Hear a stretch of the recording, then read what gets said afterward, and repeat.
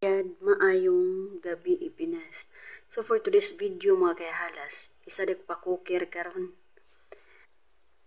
Kini mga kahalas magpainit tatag mantika diri mga kahalas ato na nang gipaabot sa kanang moinit kay para ilunod na nato ning nagkapakapa nga mga manok.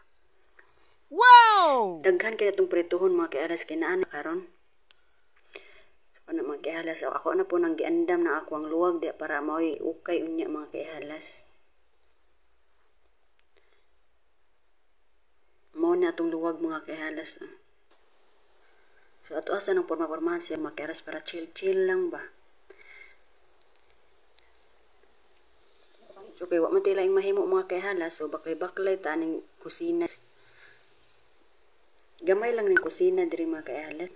Og mangita kag gamay mga kahalas wala ka na ko istorya di mga kahalas ay na lang nagpansinan kay ultimo ko di ko gusto makadungog sa mga istorya. Itorta mo sa kusina. Sa mga kahalas mo na mo kusina mga kahalas.